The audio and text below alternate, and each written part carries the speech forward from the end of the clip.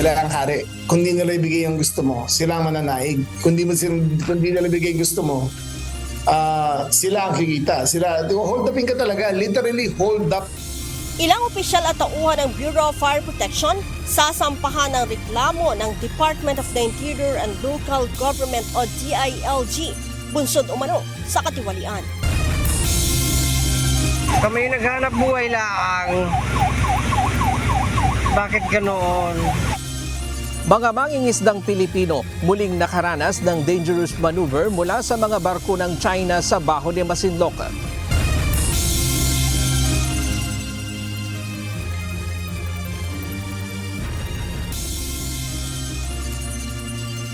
Makasaysayang free trade agreement sa pagitan ng Pilipinas at United Arab Emirates. Nilagdaan na mga Pilipino sa Abu Dhabi haharapin ni Pangulong Marcos Jr. Sa ngayon, wala pong anumang panag-uutos pa ang Pangulo, kundi pagpatuloy pa rin ang kanilang mandato. Independent Commission for Infrastructure, tuloy ang trabaho. Pagbuwag sa ICI, wala pa sa plano ni Pangulong Ferdinand Marcos Jr. Dating DPWH Bulacan 1st District Engineer Henry Alcantara, hindi binawi ang mga naunang salaysay tungkol sa kanyang naging partisipasyon sa flood control scandal ayon sa kanyang abogado.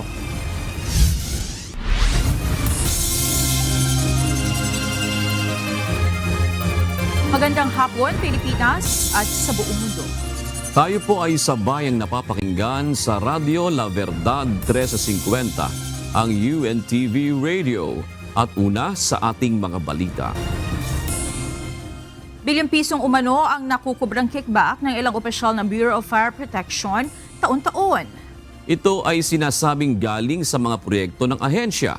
Pero dahil puspusan ang ginagawang pagpapanagot ng pamahalaan sa mga gumagawa ng katiwalian, Nagpasya ang Department of the Interior and Local Government o DILG na aksyonan ang nangyayaring korupsyon sa BFP. Ito ang balita ni Lea Ilagan. Sila ang hari. Kung di nila ibigay yung gusto mo, sila ang mananaig. Kung di nila ibigay gusto mo, sila ang kikita. Sila, hold upin ka talaga. Literally hold up. Mistula mga hold-upper kung ituring ng Department of the Interior and Local Government ang mga tiwaling opisyal at tauhan ng Bureau of Fire Protection na kumikita umano sa mga proyekto ng ahensya. Batay sa inisyal na investigasyon ng DILG, lumalabas na tumatanggap ng hindi bababa sa 15 bilyong pisong kickback ang mga ito mula sa mga binibiling fire truck. Kaya naman, upang matigil na ang iligal na gawaing ito, minamadali ng DILG ang pagsasampa ng reklamo laban sa mga sangkot na kawani ng BFP. Ayon kay Secretary John V. Cremulya, nasa 20 opisyal at tauhan ng BFP dito pa lamang sa Metro Manila ang unang sasampahan ng reklamo sa Ombudsman. The charges to be appropriately filed, pero he was there in the party, pero hindi siya yung kumausap sa barkada ko. Tao niya ang kumausap sa barkada ko. Tao niya yung kumausap sa inyo. Okay. So kasama siya sa kakasuhan. Sa barkada ko rin. Hindi sila diretso sa takot sa akin lahat ng tao dyan eh. Pero dumaan sila sa isang mga kanang kamay ko. At sinabi nila, pakisabi kay Sec, may 1.5 billion siya sa kada truck. Bukod sa pangungumisyon, pinagbabantaan din umano ng BFP na hindi bibigyan ng permit ang mga negosyo kung hindi bibili ng mga mamahaling fire safety equipment sa mga supplier na mismong kamag-anak ng BFP official. Ang nangyayari dyan, kung di nila bigyan ng certificate of fire compliance, hindi sila makakuha ng occupancy permit. So, sabi nila niya, kasi paspasan yun nagbenta ng mga condo, hindi makakalipat na mayari, hindi na naman bigay yung certificate of condominium title kung wala yung fire safety inspection permit ng BFP. Ito ay under the table, ito ay walang bidding, ito ay bawal sa mga fire inspectors na makapag-deal. Pero ang malabas na ang supplier at ang inspector ay magkamag-anak. Para maiwasan na ito, sinabi ng kalihim na magde-deploy na sila ng 14,000 body cameras para mabantayan ang mga corrupt na kawani ng BFP. Pwede namin i-stream from our headquarters kung ano pinag-uusapan. And right there and then, kung sabihin nilang ito may differential fire extinguisher nyo, dapat sasabihin nila yon. kung wala silang makita, dapat ibigay nila kagad the recommendation for approval ng fire occupancy permit. Ang BFP naman nangako maglilinis ng kanilang hanay at tiniyak na makikipagtulungan sa gagawing investigasyon. May ongoing na rin na ginagawa ang aming investigation team sa pangunguna po ng aming internal affairs services at saka ng Directorate for Intelligence and Investigation. At we are committed din sa due process. At we are maintaining a zero tolerance policy for any misconduct and any corrupt practices sa aming hanay. Pagtitiyak pa ni BFP spokesperson Fire Superintendent Anthony Arroyo, hindi nila kukonsintihin ang mga maling gawain ng kanilang mga kabaro. Wala silang sasantuhin sa gagawing investigasyon. Katunayan, 2 na ang naalis sa pwesto kaugnay ng issue. Yes po, confirm po yun na administratively relieved sila last January 7 to give way sa mga nag-iimbestiga ngayon para kahit paano walang any walang whitewash na pwedeng mangyari or intervention from them while conducting investigation sa kanilang mga respective offices. Nauna nang sinabi ni Secretary Remulla na 20 taon nang namamayagpag ang katiwalian sa ahensya. Leia Ilagan, UNTV, News and Rescue. Diyos ang aming santigan, serbisyo publiko ang aming pinahahalagahan. Wala pang katiyakan hanggang ngayon kung may ipapalit si Pangulong Ferdinand Marcos Jr. sa 2 commissioner ng Independent Commission for Infrastructure na nagbitiw sa posisyon. Kaugnay nito, ayon sa Malacanang, wala pa rin nababanggit ang Pangulo kung ia-abolish na nga ang komisyon. Ito ang balita ni Jed Neresina. Sa ngayon, wala pong anumang panag-uutos pa ang Pangulo, kundi pagpatuloy pa rin ang kanilang mandato, ipagpatuloy pa rin ang kanilang pag-iimbestiga at maging fact-finding committee pa rin po sila. Tuloy ang trabaho ng Independent Commission for Infrastructure o ICI. Ito ang tiniyak ng Malacanang sa gitna ng usap-usapan na bubuwagin na ang komisyon. Ayon kay Palace Press Officer Undersecretary Claire Castro, wala pang anumang kautusan si Pangulong Ferdinand Marcos Jr. ukol sa magiging kapalaran ng ICI. Ayon naman kay Retired General Rodolfo Azurin Jr., Special Advisor ng independent body, susulat sila sa Office of the President para klaruhin at humingi ng guidance sa estado ng ICI. We wanted to inquire from the Office of the President kung meron papalit sa kanila because we cannot pursue inviting mga key personalities to be subjected for an inquiry kasi nga mag-isa lang ng commissioner namin. So, kailangan kasi is tatlo sila, kompleto sila before we can convene for an inquiry sa mga.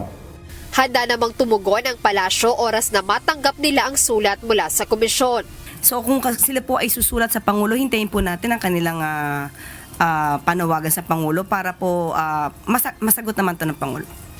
Dagdag pa ni Azurin, hinihintay pa nila kung may ipapalit ba ang Malacanang sa nagbitiw sa pwesto na 2 commissioner ng ICI, lalo na at magdadalawang buwan na rin aniyang iisa lang ang commissioner ng independent body.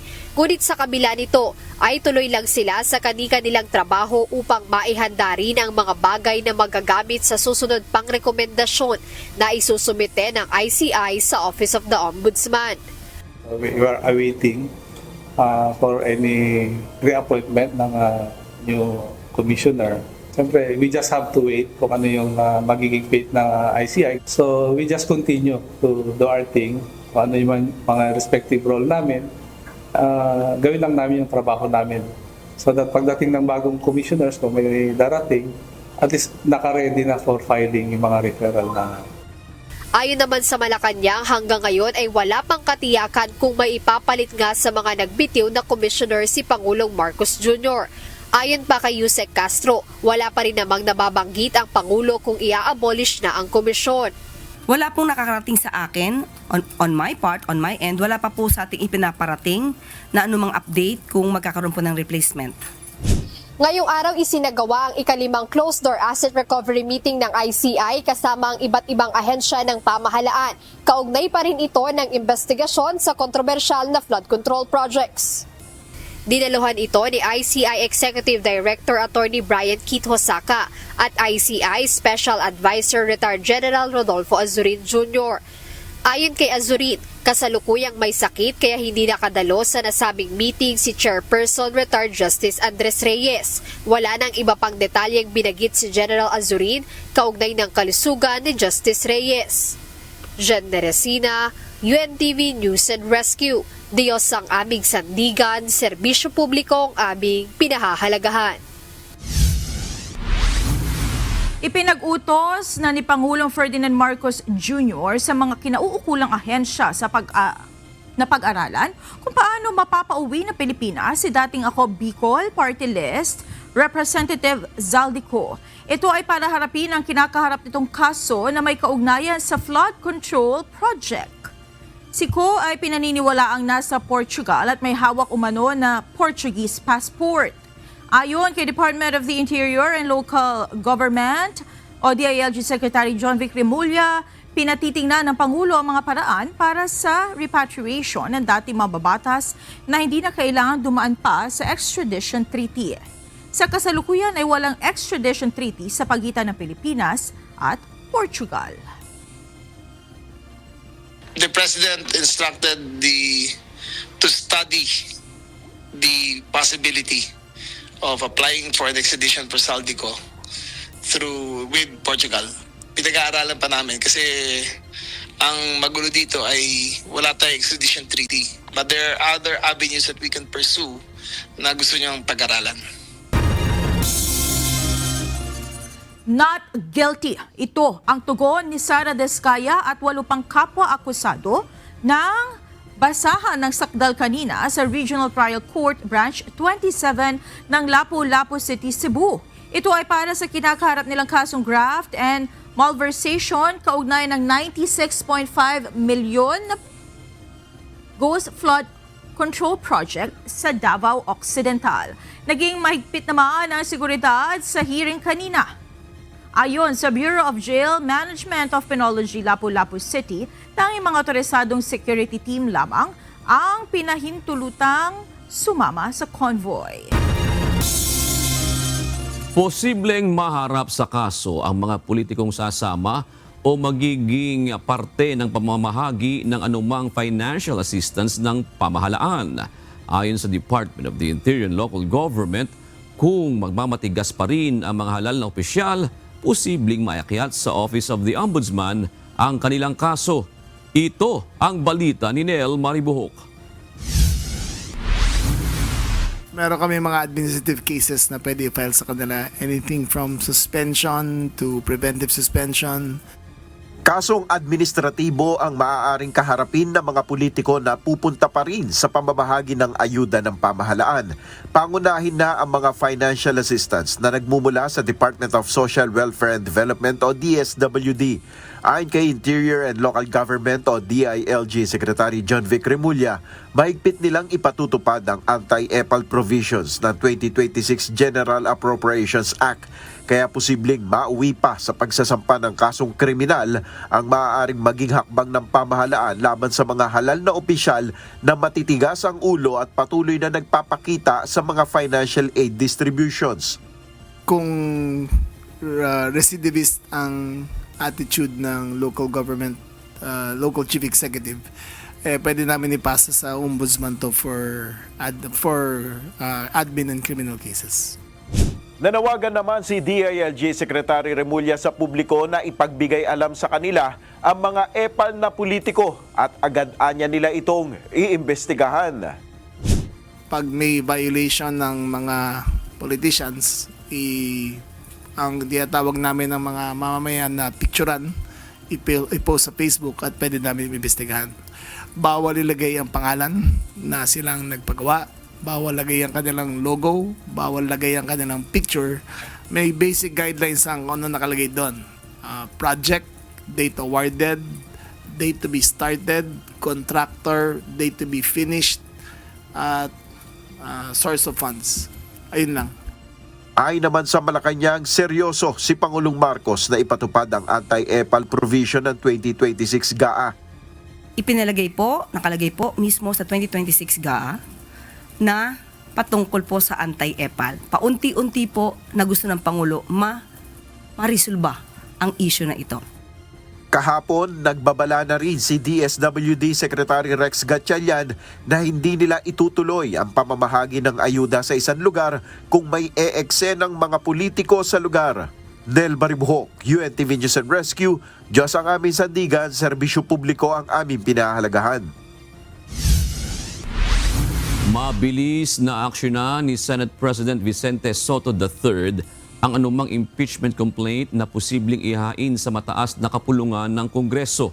Ito ang inihayag ng senador sa gitna ng napapaulat na planong paghahain ng naturang reklamo laban kay Pangulong Ferdinand Marcos Jr. at Vice President Sara Duterte.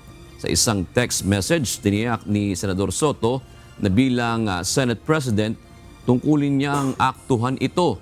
Kaugnay naman ang paghahanda nila sa impeachment, sinabi ni Soto na hindi nila gagawin ang paghahanda kung wala pa ang impeachment case.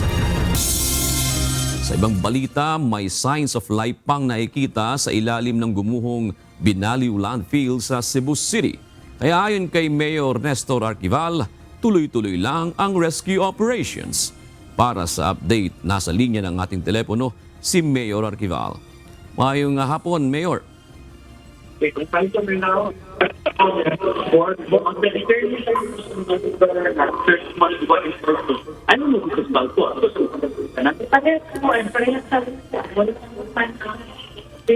Mayor. Yes. Kumusta na po ngayon ang rescue operations diyan sa Binaliw Landfill po? Well, ito, mayroon tayong 18 na sa hospital, and we have 12 na casualty. Mayroong 24 na nasa missing pa. Opo. So, Mayor, yung mga survivors po, ilan na po ba ang naisalba natin dito, Mayor? Yun ang survivors, yun ang 16 nasa hospital. Ano po ang nagiging challenges po ninyo sa pagsasagawa po ng rescue operations, maging po sa pagre-retrieve at sa pag-search po doon po sa mga nandoon pa po sa ilalim ng landfill? Okay, number one, during the time na nag-landslide, yung mga equipment natin is not that big, no? Kasi maliliit lang yung mga boom truck natin, yung mga crane.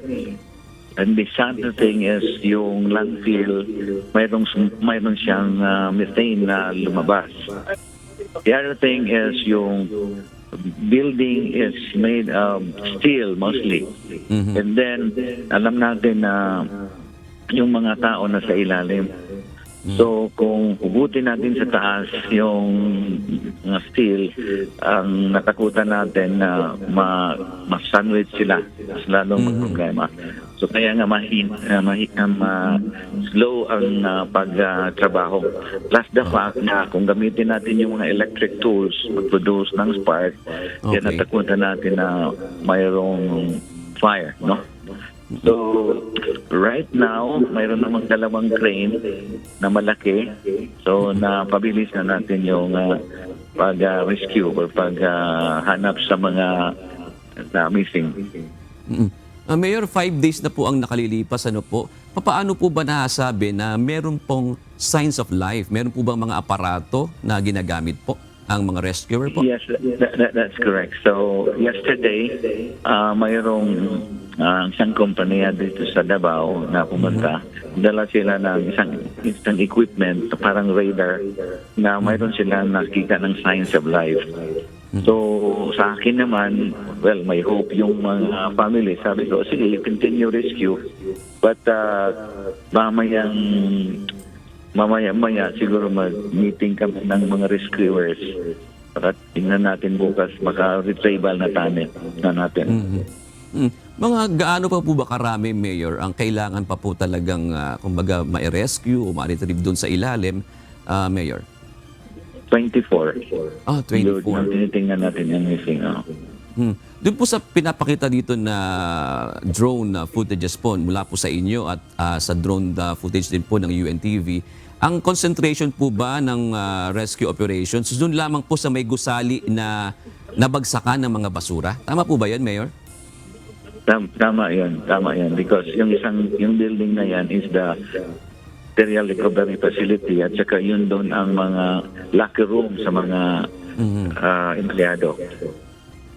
Ngayon po, nasolusyonan na po ba yung, siyempre nagsarado po yung landfill na yan, paano nyo ngayon minamanage ang, siyempre, basura po ng lungsod? Okay, dito sa Cebu province, mayroong 5 landfills na accredited. So we were able to, ask the permission sa isang LGU na malapit dito sa Cebu City na pwede tayong makatambak ng garbage. Mayor, batay po sa initial na investigasyon, ano po ba talaga ang sanhi po talaga ng pagbuho dyan sa tambak ng basura na yan? So far, ang focus natin ngayon is yung rescue. So wala pang investigasyon nga ginagawa kasi dito pa tayo nag-focus sa rescue. Alright. Sige, Mayor, hindi na po namin kayo masyadong aabalahin. Onting mensahe na lang po sa inyo pong constituents dyan at sa mga Pilipino na rin po na dumadalangin na talagang maisalba pa yung 24 na sinasabi nyong nasa ilalim pa niya ang gumuhong landfill na yan. Yes, okay. Dito na yung ginawa natin is focus sa rescue. Now, the second thing, yung mga tao na namatay, we're actually putting efforts already na masikaso natin. In fact, ang owner sa landfill, sila ang nagsabi na kami ang magsagot, pati yung mga tao na sa hospital. Now, regarding naman doon sa mga tao na hindi na nasa safety sila pero wala ng trabaho, we're looking at possibility with Dolly, ang PWD yung may-ari na mabigyan natin sila ng livelihood. Alright.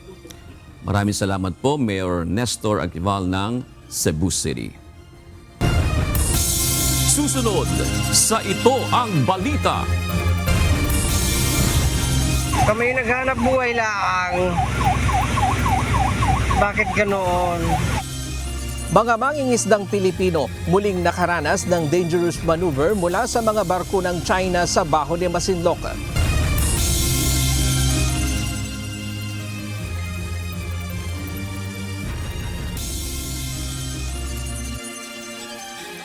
Ang free trade agreement sa pagitan ng Pilipinas at United Arab Emirates nilagdaan na. Mga Pilipino sa Abu Dhabi haharapin ni Pangulong Marcos Jr.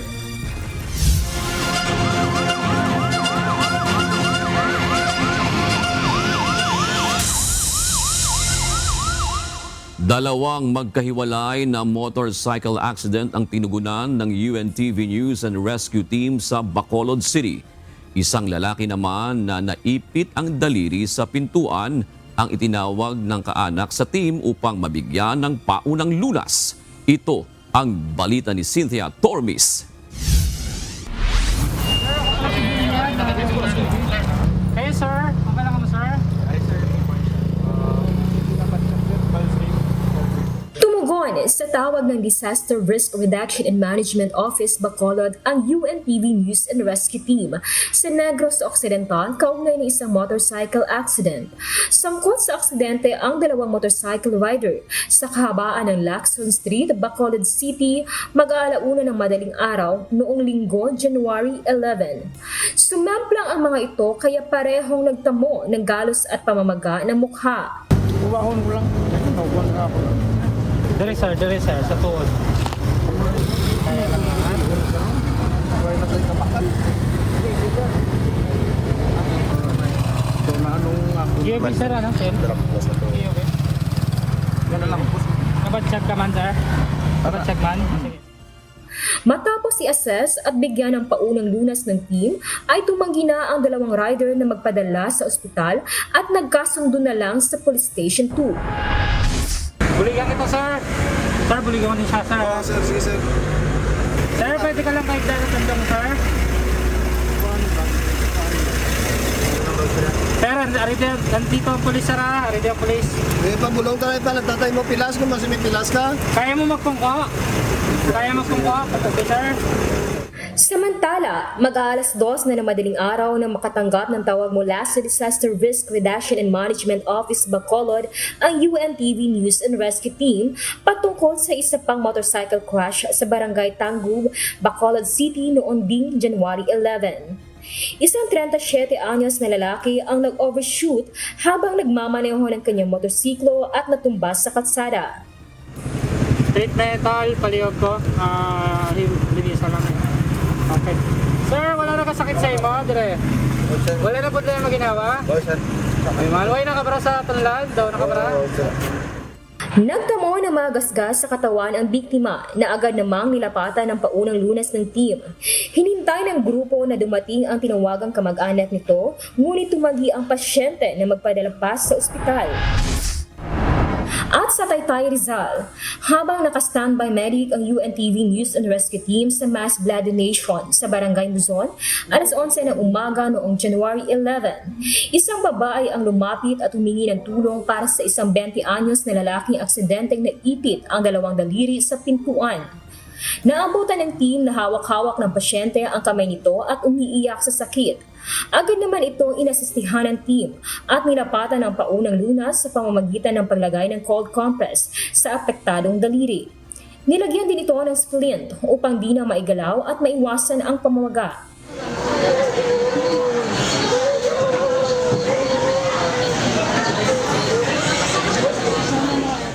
Matapos ang paunang lunas ay agad namang dinala sa ospital ang lalaki upang makapagpa-x-ray at maipa-check up ang injury. Sa mga nangangailangan ng agarang tulong sa panahon ng aksidente o sakuna, maaaring makipag-ugnayan sa UNTV News and Rescue Hotline 8911-UNTV o 8911-8688. Cynthia Tormes, UNTV News and Rescue. Diyos ang aming sandigan, serbisyo publiko ang aming pinahalagahan.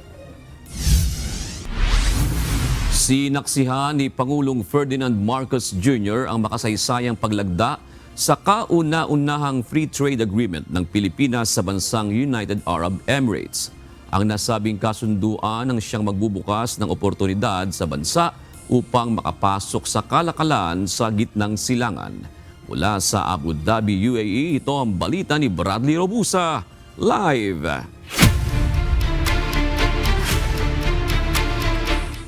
Bradley, ano-ano ba ang nakapaloob sa makasaysayang kasunduan na yan at ano pa ang aabangan natin sa pagbisita dyan ng Pangulo? John, mas malaking oportunidad sa mga Pilipino ang aasahan natin sa pagkakalagda ng kauna-unahang kasunduan na nilagdaan ng Pilipinas sa isang bansa sa Middle East. At yan nga ay dito sa United Arab Emirates. Kasama si UAE President Sheikh Mohammed bin Zayed Al Nahyan, sinaksihan ni Pangulong Ferdinand Marcos Jr. ang paglagda sa Comprehensive Economic Partnership Agreement o CEPA ngayong araw. Si Trade Secretary Maria Cristina Roque ang siyang kinatawan ng Pilipinas sa signing ng kasunduan na pinakauna sa lahat ng mga bansa sa gitnang silangan. Ilan sa mga probisyon ng kasunduan ay ang pababain ang taripa, mas malawak na access ng Pilipinas sa goods at services, mas maraming investments at magbigay ng bagong oportunidad sa mga Filipino professionals at service providers dito sa UAE. Ang bansang UAE ang ika-18 sa mga trading partners ng Pilipinas at siyang may hawak ng 39% ng Philippine exports sa kabuuan ng Middle East. Samantala, kasabay ng pagbisita ni Pangulong Marcos ay nagsagawa ng serbisyo caravan ng Embahada ng Pilipinas dito sa Abu Dhabi. Pagkakataon na rin ito para sa mga kababayan natin na makapag-avail ng consular services ng pamahalaan. Sa inaasahang pagharap ni PBBM sa Filipino community, ilan sa ating mga kababayan ang nagpahayag ng pagnanais na mas maging aktibo ang pamahalaan sa pagbibigay serbisyo sa mga overseas Filipino workers at matutukan maging ang kanilang kalagayang pangkalusugan. Yung mga OFW po, sana po matulungan niya po yung may mga sakit. Yung, meron po kasi akong kaibigan, may cancer po siya. Sana lahat ng OFW na nanghingi doon ng tulong, financial man or medical, lahat, sana mangyari at ma-follow up nila sa mga kamag-anak namin sa Pilipinas. Malaking bagay ang presensya ng ating Pangulo dito sa Abu Dhabi para matingnan po yung kalagayan ng ating OFW. So siguro po, pagtingin po natin yung pag-aalaga sa welfare ng OFW kung saan malaya tayo at safe tayong gumagawa o nagtatrabaho abroad para matulungan din ang ating ekonomiya sa Pilipinas and vice versa po. Ayon sa datos ng pamahalaan, aabot sa 900,000 ang populasyon ng mga Pilipino dito sa UAE na siyang makikinabang sa mga kasunduan na iuwi ni Pangulong Marcos. June ngayon ay 2:00 na ng hapon dito. At ayon sa ilan nating mga kababayan dito, hihintay na nila ang ilang oras para makadalo sa gagawing meet and greet ng Pangulo mamayang 9:00 ng gabi. Yan muna ang latest mula dito sa Abu Dhabi. Balik sa inyo. Maraming salamat, Bradley Robusa. Narito naman ang mga balita sa iba't ibang panig ng mundo. Ihahatid ng ating global correspondent na si Marvy Delfin mula sa Perth, Australia.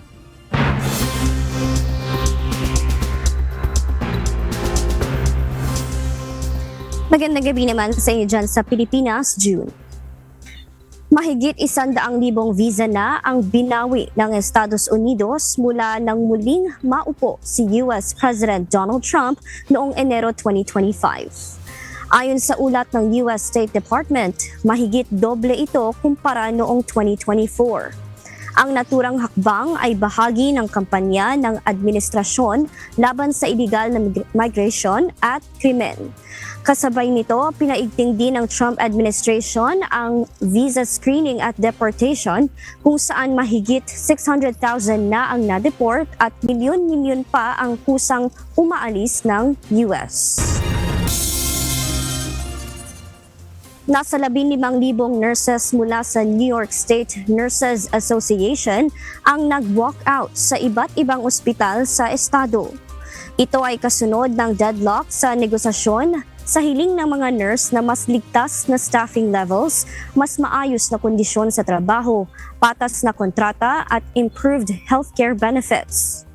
Ayon sa nurses, ang kakulangan sa tauhan ay nagdudulot ng panganib sa pasyente at nagpapahirap sa kanila na makapagbigay ng maayos na atensyong medikal.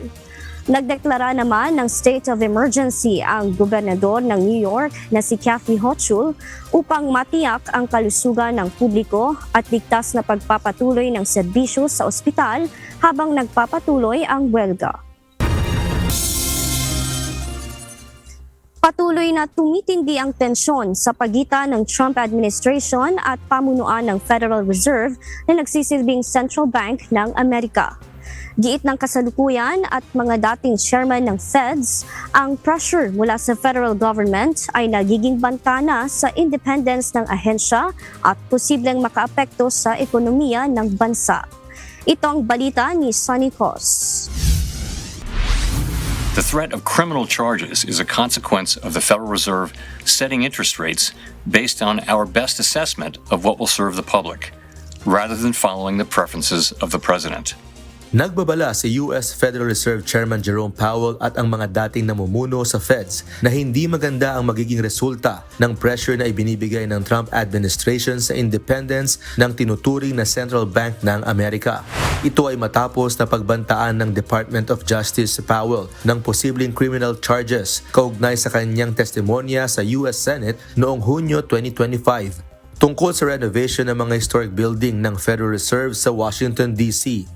Ayon kay Powell, ang banta ng DOJ ay dahil sa kanyang pagpapatupad ng tungkulin bilang Fed Chairman at nakatuon sa price stability at maximum employment at hindi sa pagsunod sa kagustuhan ng Pangulo.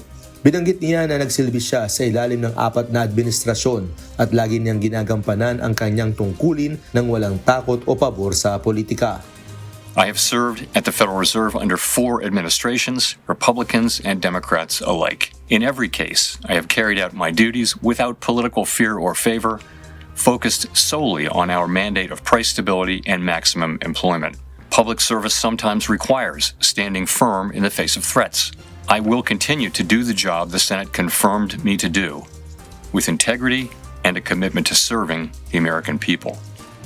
Tiniyak din ni Chairman Powell na hindi siya magpapaapekto mula sa pressure sa White House hanggang sa huling araw ng kanyang termino sa Mayo.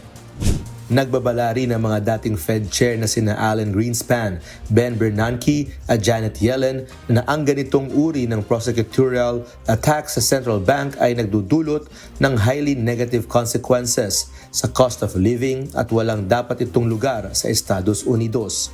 Dagdag pa ng mga ito na ang ganitong pressure sa ibang bansa ay nagdulot ng mataas na inflation at destabilization ng ekonomiya.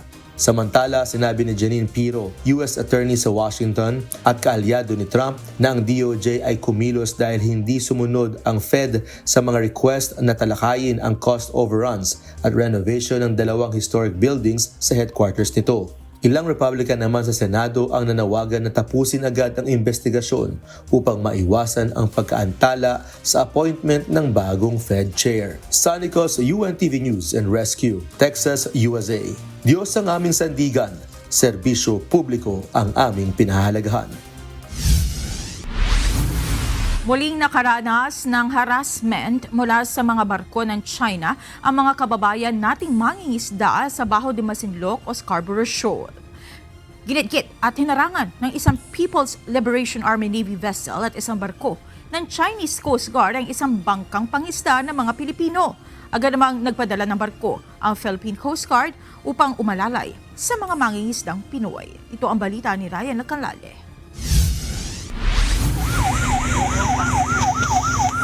Hindi ito sirena ng ambulansya o anumang emergency, kundi sirena ng barko ng Chinese Coast Guard Vessel 23521 sa Exclusive Economic Zone ng Pilipinas malapit sa Bajo de Masinloc para pigilan ang bangka ng mga Pilipinong mangingisda. Nangyari yan kahapon ng tanghali araw ng Lunes. 16 nautical miles pa ang layo mula sa timog silangan ng Bajo de Masinloc. Ang mangingisdang sakay ng bangka hindi tuloy maiwasang mapatanong. Kami naghanap buhay lang. Bakit ganoon? Hinarangan ng People's Liberation Army Navy Vessel 621 at Chinese Coast Guard Ship 23521 ang mas maliit na bangka ng mga mangingisda na FFB Prince LJ. Lumapit sila ng hanggang 30 meters, nagsagawa ng dangerous maneuver, hinarangan ang bangka at ginamitan ng sirena. Kwento ng kapitan ng barko, nagkataon na sinalubong kami nung 621 na warship nila. Inikutan kami tapos in-escortan lang ho kami na itinataboy kami palayo. Ako naman ho talaga ilang buwan ko hindi man akong tatakot. Diretso lang, basta tuloy-tuloy lang. Maya-maya, galing ho ng west ng Scarborough, Maharuro po yung akong binigay ko sa inyo numero, nakalimutan ko na yung plan 621? Oo. Maya-maya yun, inikutan kami, nagalit. Talagang tinataboy kami, dinidigdig pala yun. Diretso pa rin ako hanggang sa nag-pass out na ho ako dahil ayaw talaga kami padaanin. Humingi ng saklolo sa Philippine Coast Guard ang mga mangingisda para may escort sila. Agad namang idineploy sa lugar ang isang multi-role response vessel, BRP Cape San Agustin, para umalalay. Binigyan ng tulong ang mga mangingisda at nang matiyak na nasa ligtas na silang kalagayan, ipinagpatuloy nila ang kanilang pangingisda. We conducted medical examination sa ating mga mangingisdang Pilipino. We also provided them food when they boarded the Coast Guard vessel, and we also gave them fuel for them to sustain their fishing expedition. As we speak right now, accordingly, the Filipino fishing boat that was harassed yesterday is still conducting fishing expedition in the vicinity of Bajo de Masinloc. Ayon sa Philippine Coast Guard, ito ang unang pagkakataon ngayong taon na nangharas ang China sa mga sasakyang pangdagat ng Pilipinas. Sabi ni Commodore Tariela, patunay ito na taliwas ang aktwal na ginagawa ng China sa ipinapakita nila sa social media sa publiko. at propaganda lamang ang umano'y pagpapakita nila ng pagtulong sa mga mangingisdang Pilipino, katulad ng insidente noong nakaraang Disyembre, kung saan iginiit ng China na nagbigay sila ng pagkain at nakipag-ugnayan umano sa Pilipinas kaugnay ng isang Pilipinong mangingisda na na-stranded sa laot. That's why I never hesitated to say na it is just another propaganda stunt, no, ng Chinese government, yung ginawa nilang pagtulong sa sinasabi nilang distressed Filipino fisherman a few weeks back. No?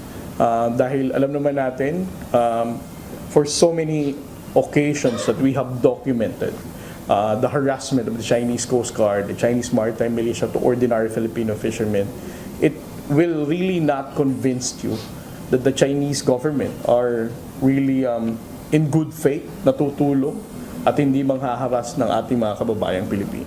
Ayon sa PCG, mula ng simula ng Transparency Initiative ng pamahalaan kung saan ibinubunyag ang mga ginagawang harassment at pambubuli ng China, mas naging agresibo din ng China sa West Philippine Sea.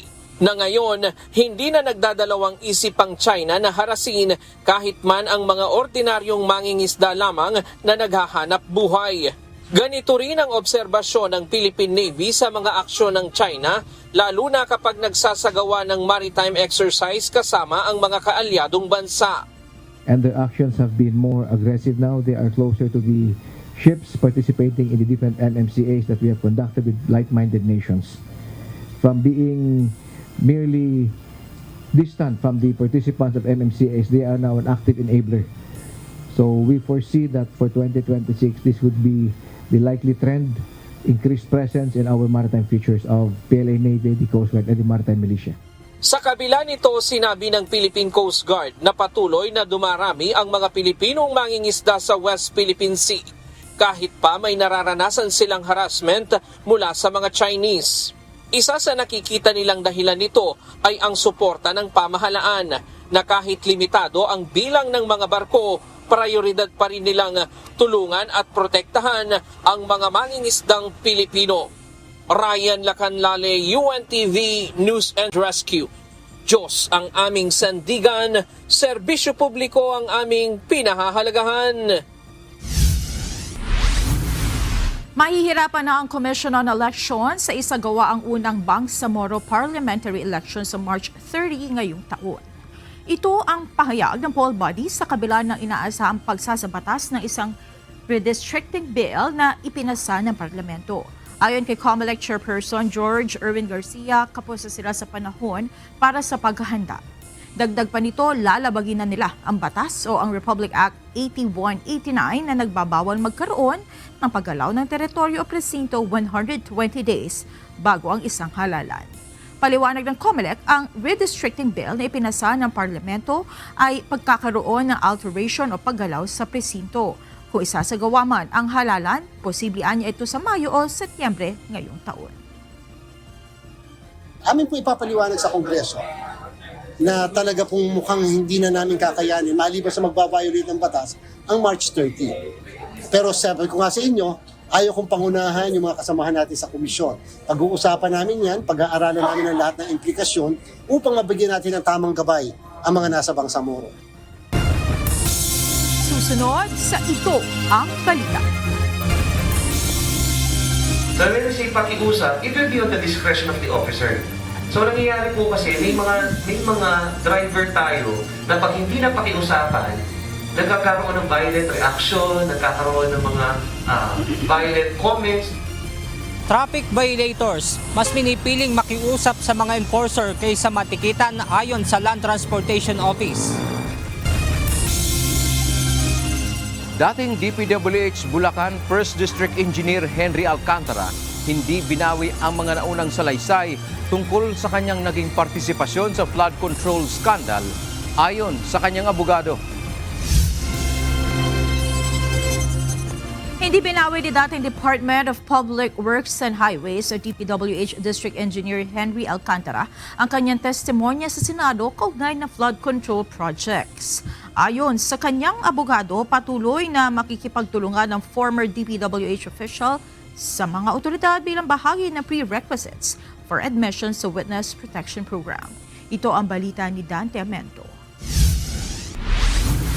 Deretsahang pinabulaanan ng abogado ni dating Department of Public Works and Highways o DPWH District Engineer Henry Alcantara ang lumabas na isyong binabawi o nire-recant nito ang kanyang testimonya kaugnay ng flood control projects. Ayon kay Attorney Emil Carlo Joven, ang mga kumakalat na claim ng pagbawi ng testimonya ng kanyang kliyente sa pagdinig sa Senado ay mali at misleading. Ang kopya ng pinanumpaang testimonya ni Alcantara ay sinumite nito sa Department of Justice o DOJ para sa kanyang aplikasyon na maging state witness. Dagdag pa ni Attorney Joven, pumasok sa kasunduan si Alcantara sa DOJ bilang paunang requirement upang siya ay matanggap sa Witness Protection Program o WPP. Makikipagtulungan anya ang kanyang kliyente sa DOJ bilang pagtupad sa kanyang obligasyon. Una nang kinumpirma ng DOJ na provisionally accepted o tinanggap si Alcantara sa kanilang Witness Protection Program. Ngunit nilinaw din ng DOJ na maaari nilang alisin ang proteksyon kay Alcantara kapag hindi ito sumunod sa mga kondisyon sa ilalim ng Witness Protection Program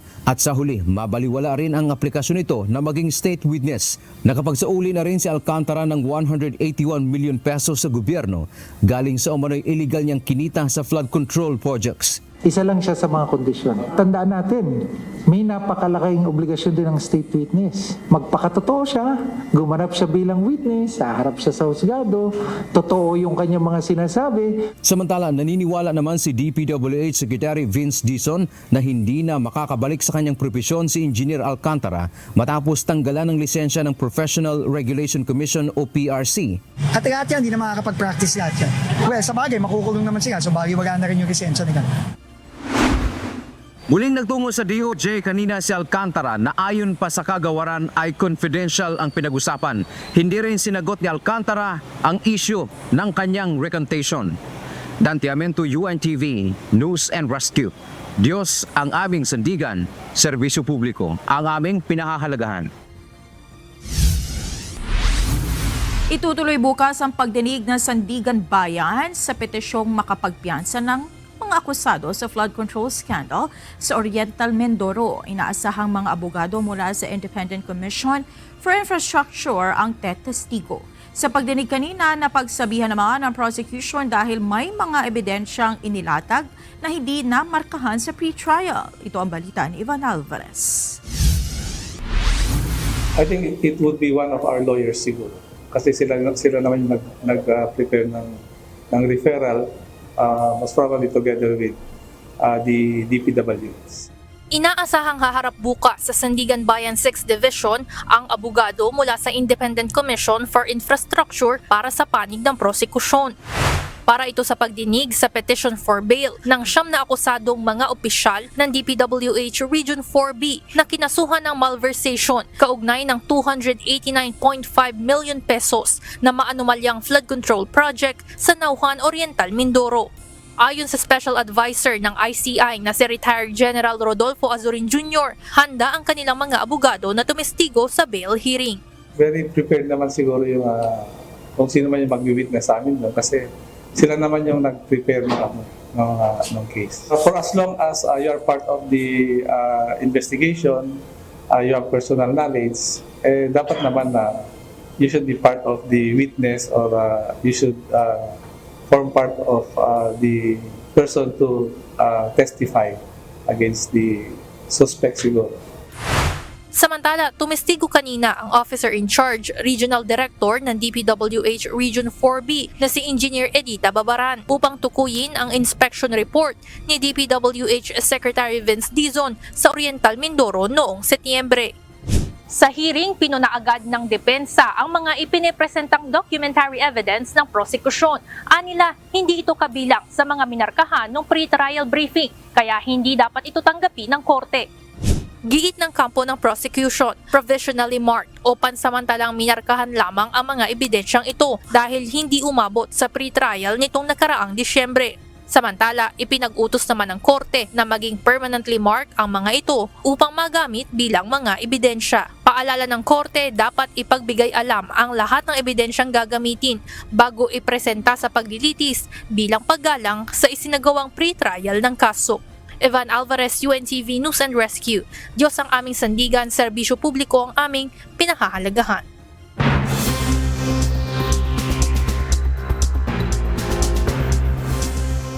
Aminado si United Kingdom Armed Forces Chief Sir Richard Knighton na hindi pa sapat ang kahandaan ng Britain sakaling humarap ito sa isang full-scale conflict. Ito ay kasabay ng ulat na kakailanganin ng Ministry of Defense ng dagdag na £28 billion sa susunod na 4 na taon dahilan ng pagkaantala sa inilalatag na Defense Investment Plan ng gobyerno. Ayon kay Knighton, kahit may pagtaas sa defense spending, hindi pa rin kayang tustusan agad ang lahat ng pangangailangan kaya't napipilitan ang pamahalaan na gumawa ng mahihirap na desisyon. Binigyang diin din niya na kulang pa ang UK sa paghahanda ng infrastruktura at isang malinaw na plano kung paano ihahanda ang bansa sakaling sumiklab ang digmaan sa Europa.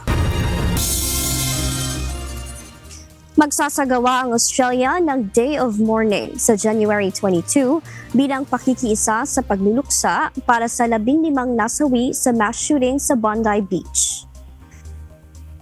Bahagi ng paggunita ang paglalagay sa half-mast ng bandila at pagtitipon na may temang Light Will Win bilang simbolo ng pagkakaisa at pag-alaala sa mga biktima. Ang pag-atake noong December 14 kasabay ng Jewish Hanukkah celebration ay nagbunsod ng pambansang diskusyon ukol sa anti-Semitism at pagkukulang sa seguridad. Kasunod nito, inihayag ng pamahalaan ang pagsasagawa ng Royal Commission Inquiry at pagpapatupad ng mas mahigpit na batas sa baril at hate speech sa bansa. Itinanggi ng Instagram na nagkaroon ng data breach sa kanilang system matapos makatanggap ng mga email ang ilang user na humihiling ng pag-reset ng kanilang password. Ayon sa photo sharing app, naayos na umano ang issue na nagbigay daan sa isang external party na makapagpa-trigger ng lehitimong password reset emails. Kinwestiyon naman ito ng ilang cybersecurity experts, kabilang ang Malwarebytes na nagsabing maaaring may kinalaman ito sa umano'y pagnanakaw ng datos ng milyon-milyong Instagram accounts.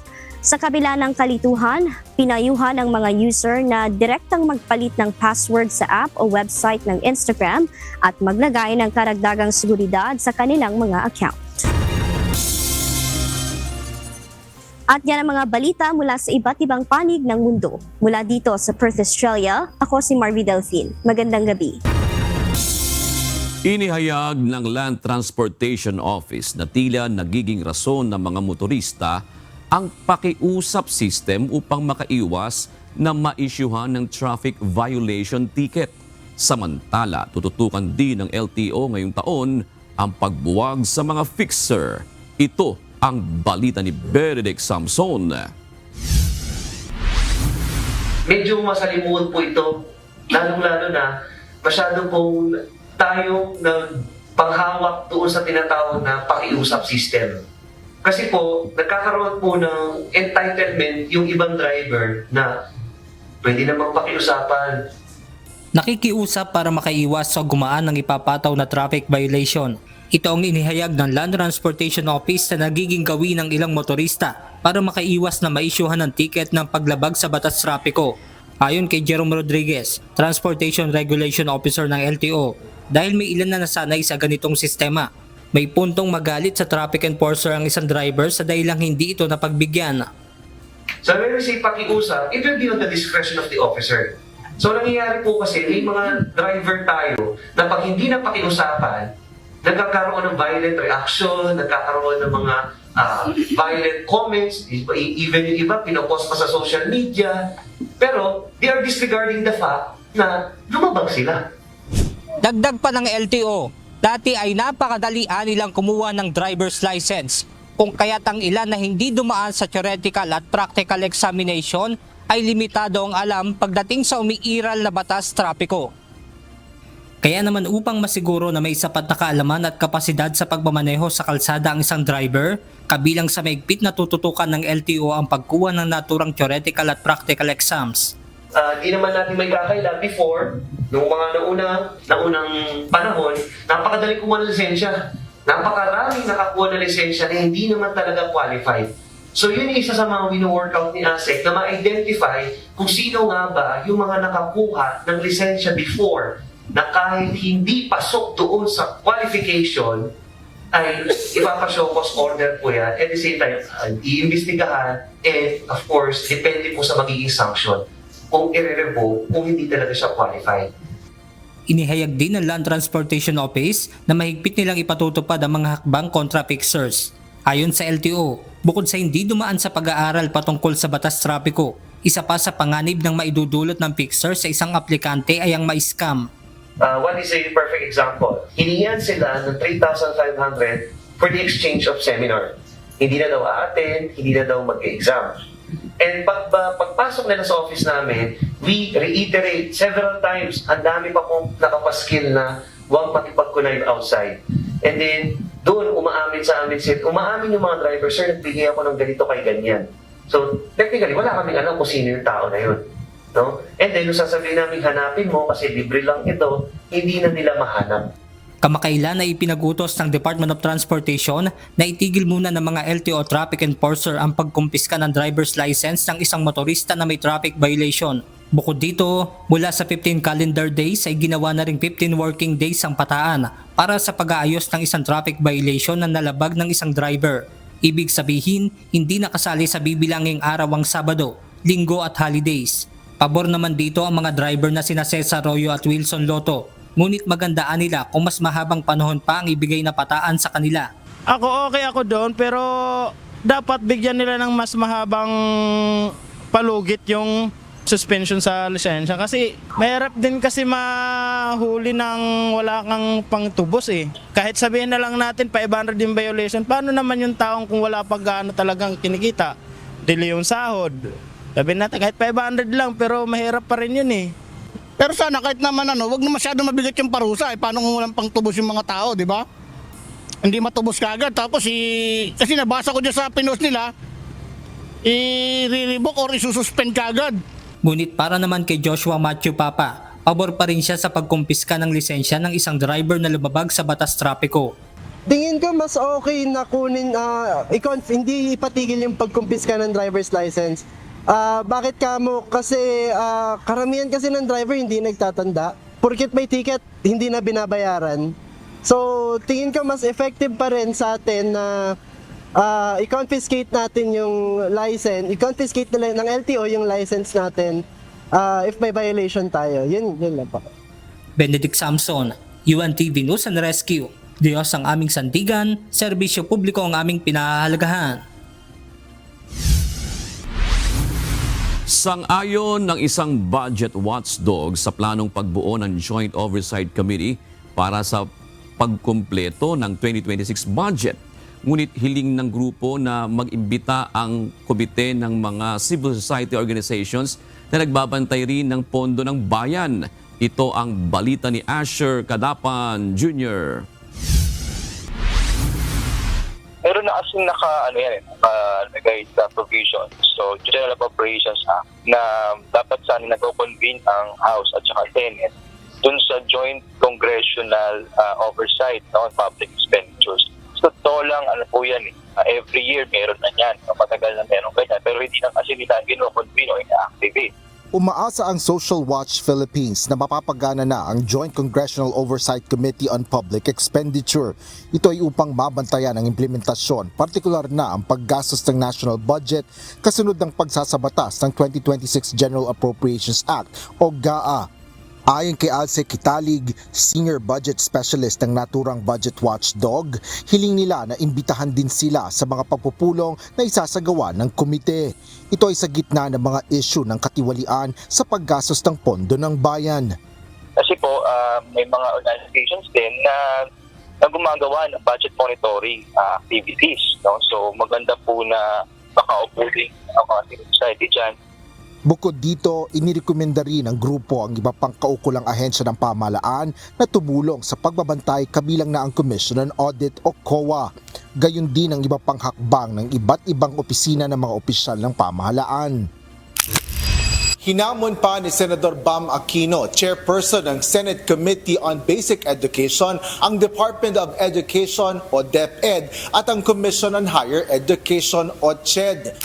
Babantayan ng Committee on Basic Education yung tamang paggamit ng pera. Walang ghost project, walang ghost student. Sisiguraduhin natin na sa tamang presyo, sa tamang paraan ang paggamit ng pera para sa edukasyon ng bayan. Para naman sa Social Watch Philippines, mainam na hakbang ito ng mga miyembro ng sanghay ng lehislatura. Ang gusto lang sana natin consistent na talagang pagtuunan ng pansin ng both houses, no? Yung kanilang tungkulin para mag-oversight po ng paggastos ng ating mga programa at proyekto po para talagang meron talagang long-term na pag-oversight. Asher Cadapan Jr., UNTV News and Rescue. Diyos ang aming sandigan, serbisyo publiko ang aming pinahahalagahan. Mamadaliin na ng Department of Public Works and Highways o DPWH ang pagkumpleto sa mga ongoing at matagal nang nakatenggang proyekto ng pamahalaan. Kabilang na rito ang ilang ospital na sinuri ng ahensya ngayong araw. Ayon kay DPWH Secretary Vince Dizon, panahon na ring talikuran ang tinaguriang tingi-tinging approach sa pagpondo ng mga proyekto na itinuturong sanhi ng pag-aantala ng konstruksyon. Ito ang balita ni Mia Alonzo. Madalas, ang rason kung bakit natetenga ang maraming mga trabaho, ospital, classroom, kalye, tulay, is tingi-tingi ang pondo. Okay? Tingi-tingi. Bakit tingi-tingi? Diretsahan na lang tayo. Diba? Kasi yung ibang mga pondo, ginalagay sa mga project na pinagnanakawan lang. Yun ang totoo eh.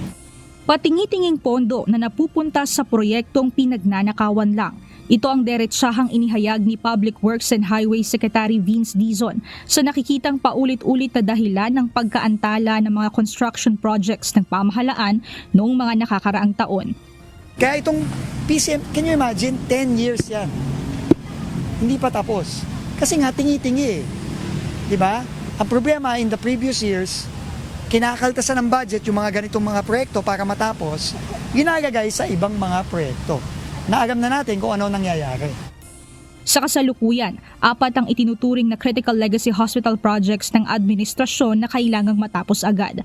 Kabilang dito ang Philippine General Hospital o PGH, National Kidney and Transplant Institute o NKTI, Philippine Cancer Center o PCC at Philippine Children's Medical Center o PCMC.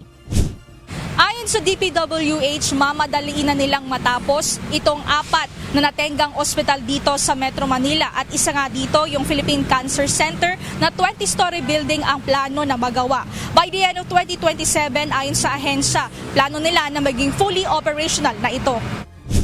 Ang sinabi ni Pangulo, kailangan yung mga nakabitin, nakatenggang proyekto, tapusin na. So yun ang gagawin natin. Ipa-priority natin yung mga ongoing para matapos, para magamit na at matapos mabinipisyohan na ng mga kababayan natin. Pero ang kailangan doon, talagang popondohan na natin ang tama. At hindi na tayo magtitingi-tingi. Ang kabuuang budget ng Philippine Children Medical Center o PCMC ay nasa 3 billion kasama na ang bagong building na ginagawa pa sa likod nito. Habang ang Philippine Cancer Center o PCC ay may allocated budget na 3.8 billion pesos. So right now, kulang pa ng mga 1.5, 1.8 billion itong budget ng Philippine Cancer Center. So kailangan yan, hingiin kagad yan sa 2027. At yan ang magiging priority natin. Sabi ko nga, ang priority natin ngayon sa bago nating sistema ng pagbabudget, uunahin muna natin lahat ng hindi pa tapos. Hindi pa tapos na tulay, hindi pa tapos na kalye, hindi pa tapos na ospital, hindi pa tapos na iba't ibang facility. So yun ang magiging priority natin para masigurado na sa susunod na taon matatapos na. Hinihikayat ni Dizon ang publiko na i-report sakaling may makitang nakatenggang mga proyekto gaya ng tulay, kalsada at ospital. Huwag na aniyang sanayin ng paningin na may nakikitang nakabinbin na proyektong dapat matagal nang pinakikinabangan. Sabi ni Pangulo, tama na yung tingi-tingi approach. Kasi ganun ang ginagawa dati. Kasi nga, pag wagang kita, wagang kickback, tingi-tingi. Yung may kickback, tinotodo. Tama na yun. Diba? Tigigan na natin yun. Mia Alonso, UNTV News and Rescue. Diyos ang aming sandigan, serbisyo publiko ang aming pinahahalagahan.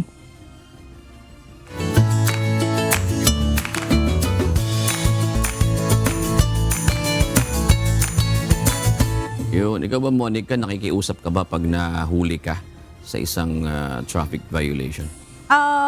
Nung kabataan ko. Pero kasi ngayon hindi na ako nagmamaneho eh. Kaya hindi na ako nakikiusap.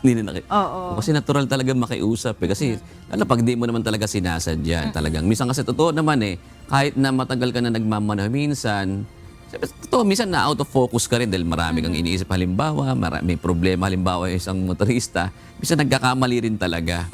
Ako minsan, naalala ko lang, mas parang prone akong makiusap nung kabataan ko. Kapag kung waring yung waring signage ba, one way, ganyan. Tapos walang nakasulat o kaya ay hindi obvious hindi yung mga nakikita signage. agad. Oo. So minsan yun yung parang sinasabi ko na, sir, kasi wala namang signage, ganyan. Pero yun nga, syempre parang no one is exempted sa law talaga. So dapat walang excuses yung ganyan. Pero naiintindihan din naman natin minsan na talagang minsan may lapses tayo sa pagmamali. At may mga traffic law enforcer din naman na kasi na gusto na yung ganun kasi nasa membro ka ng media. Mas gusto nila yung nakikiusap kaysa yung ipapakita mo kaagad yung ID mo. Gano'n parang. Mas maganda nga naman, sir, bigay lisensya, pakita ang pag kinuha, patingin nga po ng lisensya, bigay. Kung may rehistong hinihingi, bigay, pakita, tapos gano'n. Pwede naman makiusap di ba? Totoo naman talaga, meron talagang maunawain din naman ng mga traffic law enforcer. Tsaka parang pakitang respeto rin naman sa kanila bilang mga traffic enforcers, officers, di ba? Na parang huwag mong ipakita na, dahil taga-media ako, dapat pagbigyan nyo ako. Di ba? Give respect naman. Respect begets respect. At depende rin sa lugar. Halimbawa, minsan napunta kami ng Davao. Mahigpit siya na. Mahigpit, pero alam mo, nung hindi ako nagdadrive, yung kaibigan ko nagdadrive, wala palang headlight. Park light lang ang nakaano niya. Kaya sabi ko, parang madilim. Kaya pala muntik na namin masagi yung tao na tumatawid. Pinara kami nung traffic law enforcer. Sabi niya, sir, yung headlight po hindi ganun po ba? Sabi niya ganun. Ang tanong kaagad nung traffic law enforcer, taga rito po ba kayo? Yun, di ba ang ganda? Kasi nga, siyempre nga, hindi mo masyadong parang nagbibigay ng pataan pa rin. Alam mo, turista ka, ganyan, ginagalang. Ay, opo, ilan po kami napunta rito. O sige, next time po, sir, ganito po yan. Papangaralan ka ng onte. Kulang na nga lang, basahan ka ng ng rules ng traffic. Pero alam mo, Jun, nagtataka ako, may mga lugar kasi sa Pilipinas, for example, Subic. Oo. Diba? Parang bakit napansin ko lang, may mga lugar sa Pilipinas na ang mga Pilipino, pagdating sa mga certain places na yan, napakamasunurin sa depende nga sa lugar Pag pinatupad ng stricto yan, diba? Nakaraan lang, diba? Itong holiday, diba? Maraming pumupunta ron, napapadaan. Kung pumunta ka na Sambales, mas mabilis pag nagsubik ka muna. Kasi exit ka doon sa gate ng Olongapo, diba? Talagang pagka stop and go. Kahit nga walang kahit walang nakikitang enforcer, basta may nakitang signage, sumusunod talaga yung mga motorista. Sana sa buong Pilipinas maging ganyan. Na hindi na kinakailangan ng pakiusapan pa kasi may sariling kusa na po yung mga motorista dahil responsibilidad naman dahil ang driving is not a right. It's a privilege po. Kumbaga, hindi natin ito... Pwedeng bawiin ang lisensya. Pwedeng bawiin kapag tayo po ay irresponsable. Sige. Kaya mga kausi, kayo ba'y nakikiusap din? Ito na po ang ating mga kausi. Yan, Monica. At salamat po, shoutout kina Loida Clemente Conwy, kay Harvey Abel at Maria Cristina Agsunod. Gayon din kay Charles Gutierrez, Papa Ron Prodigalidad at Nympha Kunanan. Samantala mga kasambahay, kung may mga istorya po kayo nais balikan sa Ito Ang Balita, pwede niyo po ito muling mapanood sa aming mga official social media account. Magtungo lamang po sa UNTV News and Rescue YouTube channel at i-click ang subscribe button. Gayon din po sa aming Facebook, Instagram, X at TikTok accounts. Mapapanood nyo rin po rito ang iba pang news programs ng UNTV pati na iba pang video ng nag-iisang public service channel. Kaya subscribe, like, and share. Narito naman ang salita ng Diyos na ating sandigan mula sa aklat ng Panaghoy. 3:22 hanggang 23 na nagsasabi, sa mga kaawaan nga ng Panginoon ay hindi tayo nalipol, sapagkat ang kanyang mga habag ay hindi nauubos. Ang mga yaoy bago tuwing umaga, dakila ang iyong pagtatapat.